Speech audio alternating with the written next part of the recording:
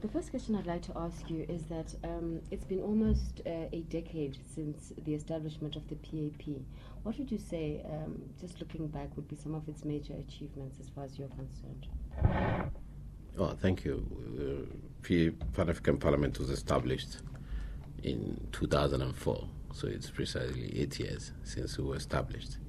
And in those 8 years, we have grown to become a parliamentary institution that has been able to advocate key issues concerning the African people. One of our major activities had been to ensure the popularization and ratification of the charters of the African Union. If you look at some of the key charters, like the Charter on Democracy, Elections and Good Governance, a very critical charter that has laid the basic legal framework on how to define democratic governance on the continent. So we now have a common understanding of what democratic governance means. It means that there must be regular, free and fair elections at defined intervals. There must be freedom of association, freedom to form political parties, and freedom for all parties to participate in elections in a free and fair atmosphere. There must be independent, impartial electoral commissions that will oversee the electoral process in member states. The independence of the judiciary must be guaranteed in the constitutions of member states. Member states are urged to ensure that in the process of governance, that the utilization of government resources or public resources are in the best interest of people, that corruption and misuse of public funds should not be acceptable in member states, i.e., there must be proper application of resources to provide social services for citizens. It is now a right that a child must have basic education, that women should be given access to education and empowerment in every society. It's a very interesting charter. It also clearly states that unconstitutional changes of government must be condemned. It has zero tolerance in that charter for unconstitutional change of government. And it clearly defines unconstitutional change of government, including where even elected governments refuse to hand over to another political party that has won in elections, or even where ruling parties amend the constitution to continue being in office longer than they should be. So it's a very important document, and the Pan-African Parliament did a lot of work to ensure its ratification. It's now been ratified in January 2012. It's now in force, and we're now pushing that this very important charter is domesticated and implemented by member states. So the idea there is to empower local communities, people on the ground, in terms of what they can expect in terms of their rights.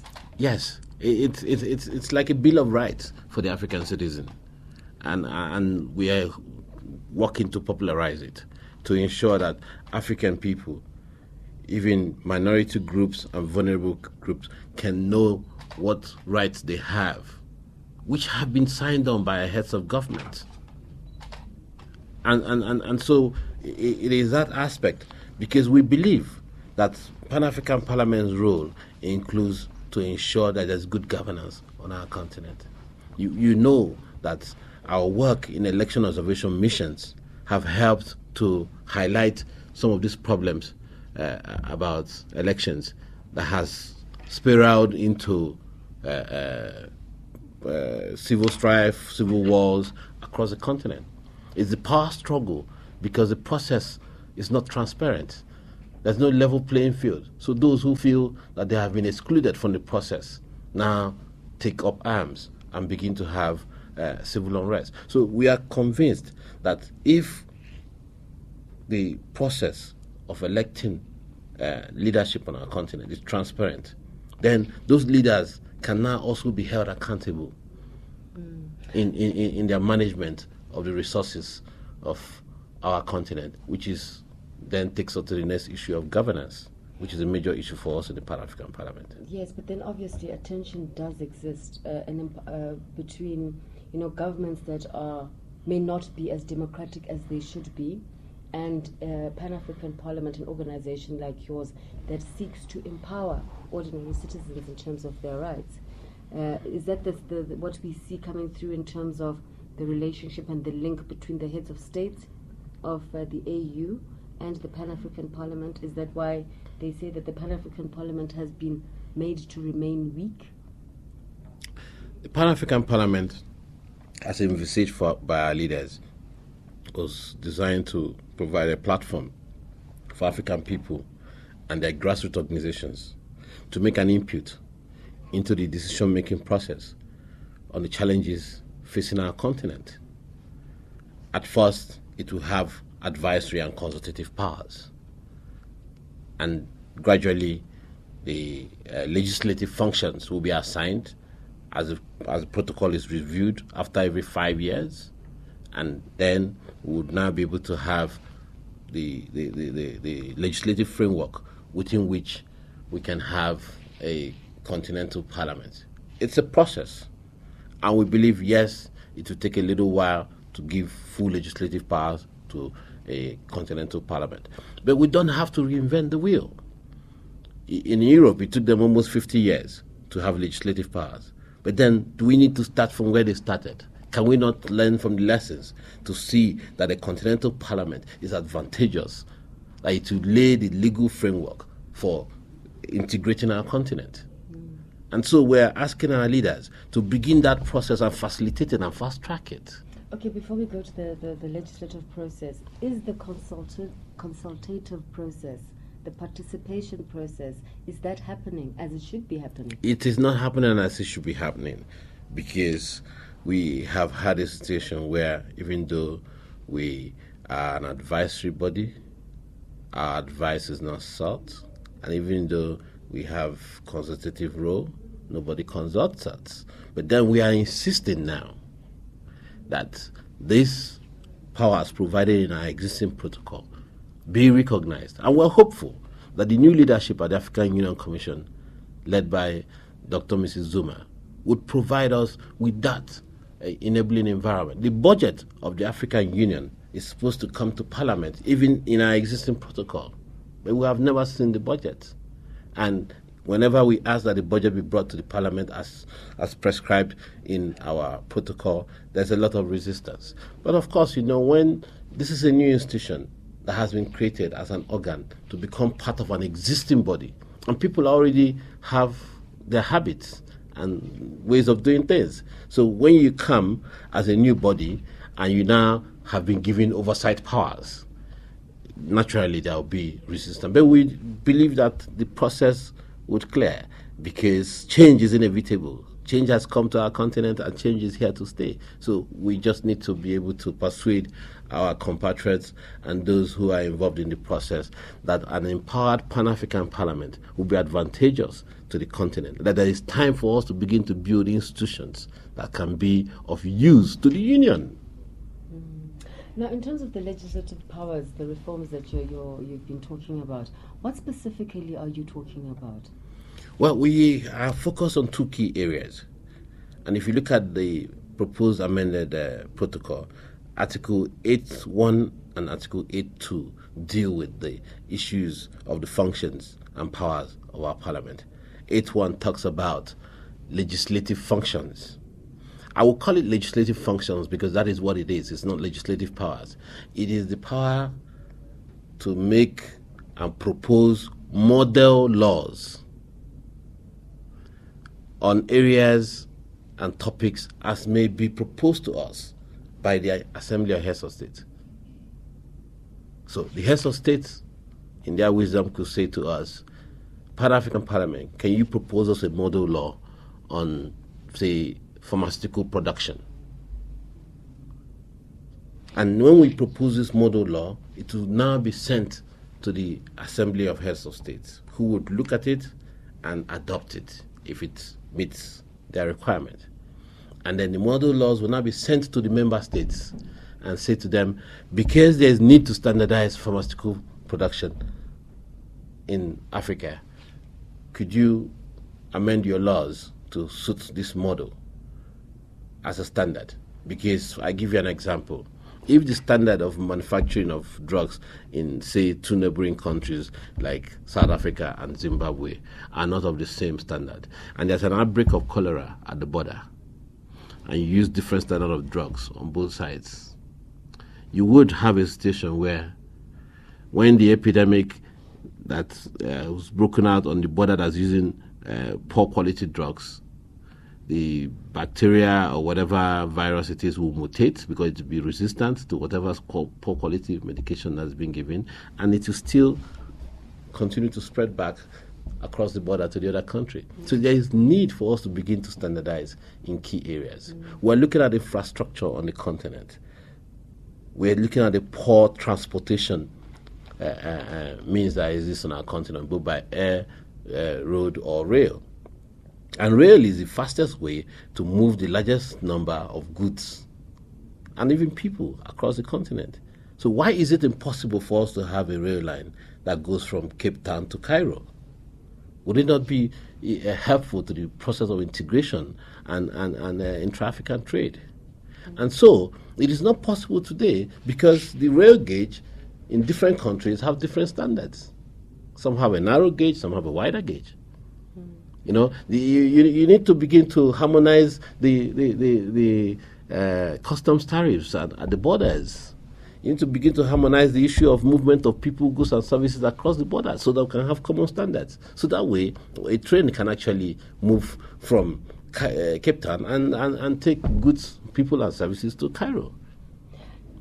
Now, understanding all that and the very good ideas that can come through from the PAP, the problem is that you're starting to have a credibility problem where people are starting to say that they're no longer recognizing it and it's a glorified talk shop. It's not a credibility problem. I think that the membership of the Pan-African Parliament is drawn from member states, parliaments, national parliaments of member states. So we don't have a credibility problem. But But the issue now is that, yes, the Pan-African Parliament does not have powers, in Africa, because we're used to the big man concept. So power is something that everybody thinks is the most critical thing. We have a lot of issues facing our continent, and we are advocating those issues.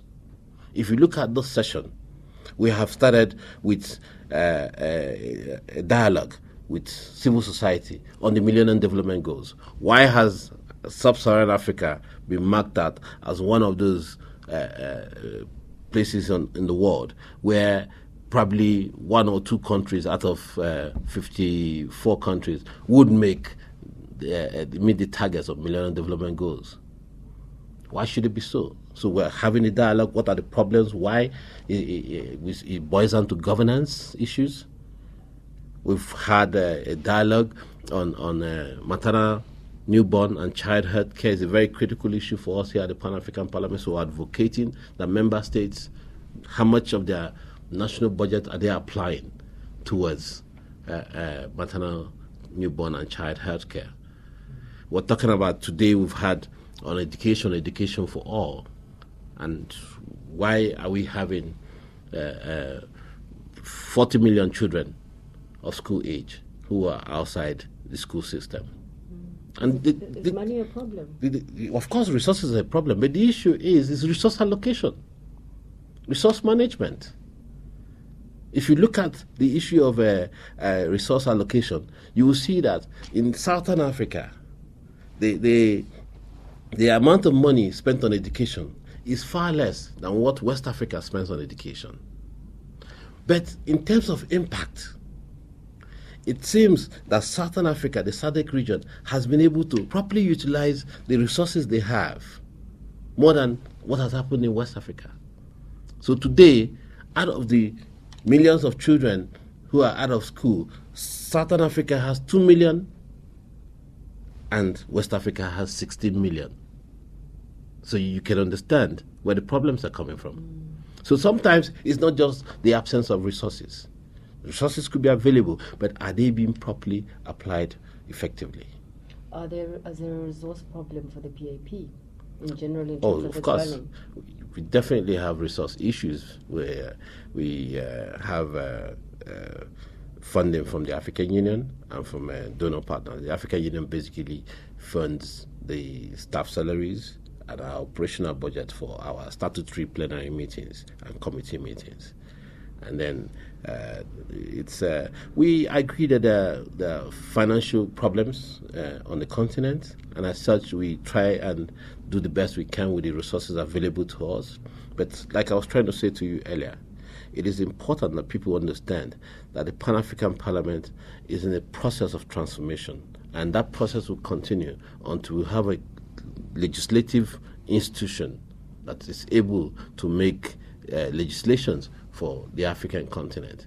And to say that it's a talk shop means that people do not understand the depth of the problems on our continent and at the need that all stakeholders must continue to speak up on the issues.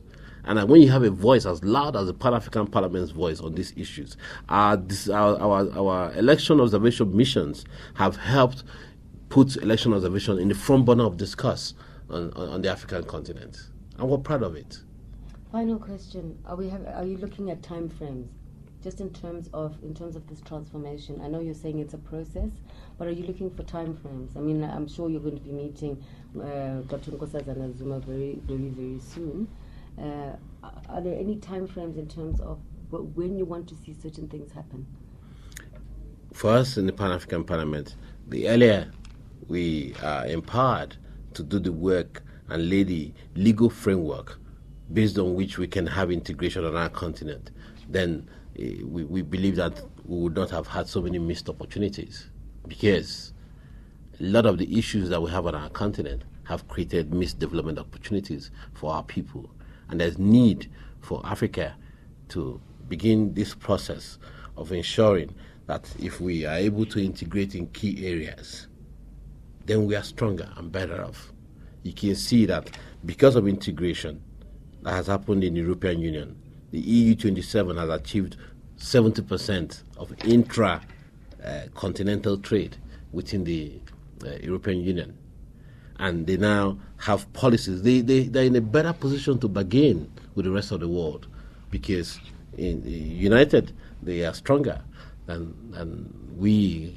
The European Union comes and negotiates with Nigeria, comes and negotiates with South Africa, instead of us being able to negotiate with them as a bloc. And so those are issues that we're missing out, that Africa remains the most, has the highest number of countries of any continent. 54 countries with different borders. And so we need to begin to go out of our colonial heritage that has continued to divide us and see how we can integrate so that we can be stronger. In today's world, we need it.